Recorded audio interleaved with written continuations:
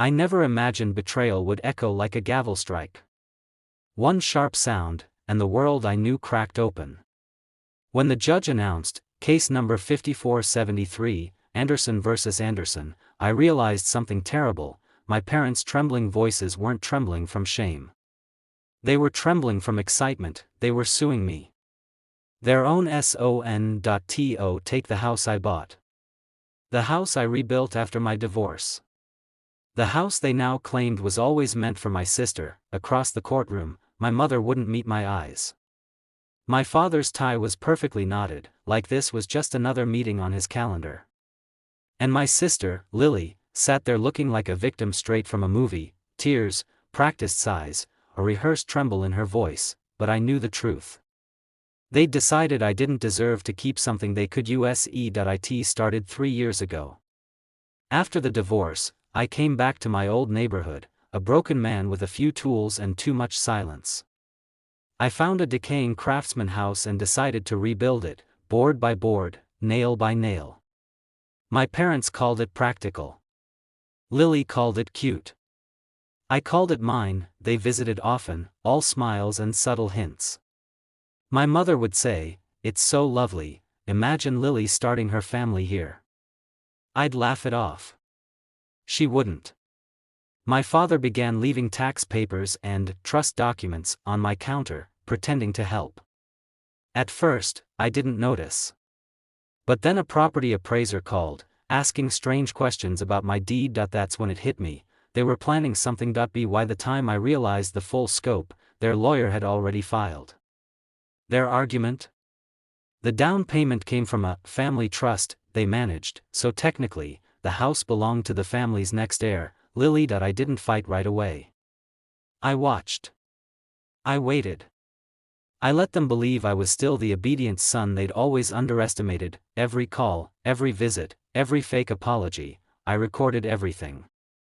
Every time my father slipped up, every time my mother hinted that the trust wasn't real, I stored it away. But I still needed something irrefutable. Something they couldn't twist. That's when my daughter, Emma, unknowingly handed me the key. She was 7, quiet, thoughtful, always listening when no one thought she was. One night, while she played on her tablet, she said softly, "Grandma said you'll have to move soon." I froze. She said that? Emma nodded.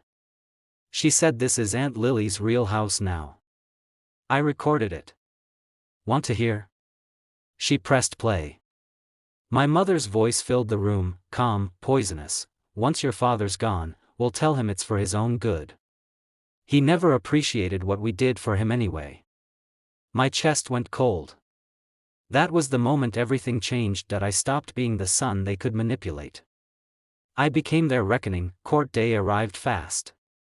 Their lawyer painted me as an ungrateful child, a man who'd stolen from his own bloodline. My parents sat behind him like a royal court, smug and certain. When the judge asked for proof of the trust fund, my father smiled and handed over a folder. Unsigned drafts. Empty papers. The judge's expression didn't flicker. "These are incomplete," she said. My father stammered, "They were verbal agreements." "Verbal," she repeated, unimpressed. Then it was my turn. I stood, straightened my tie, and said, "Your Honor, before I present my defense, my daughter would like to show you something." Emma walked up, clutching her tablet with both hands. "Can I show you something?" Grandma said, she whispered. The judge nodded. Emma pressed play. My mother's voice again, echoing through the courtroom. "Once your brother's gone, we'll tell him it's for his own good." Then my father's voice, "He'll fold. He always does." And finally, Lily's, cold and sharp. "Good. I want the house before the wedding. It photographs better." Silence. The judge leaned forward. "This was recorded in your home?" "Yes, ma'am," I said. "My daughter recorded it. The original file, metadata, and timestamp were submitted this morning." She nodded slowly. Then came the words I'll never forget, "I've heard enough." The gavel came down like thunder. Case dismissed. Property remains under the defendant's ownership. The court recommends a fraud investigation into the plaintiffs. They didn't move. My mother's face turned ghost white. My father's hands shook. Lily's tears looked different this time, raw, angry, humiliated. I turned to Emma, knelt, and whispered, "You did perfect." When I stood, my father finally spoke. "You think you've won?" I looked him dead in the eye. "No. I proved you lost." They left without a word. That night, the house was silent. No laughter, no whispers, no ghosts from the past. Just me, my daughter, and the steady hum of peace. Every board, every wall I rebuilt was mine again. But more than that, it was proof that justice doesn't always roar. Sometimes it whispers through a child's voice in a courtroom, and sometimes that whisper is loud enough to end a dynasty built on lies. They wanted a house that I built a fortress.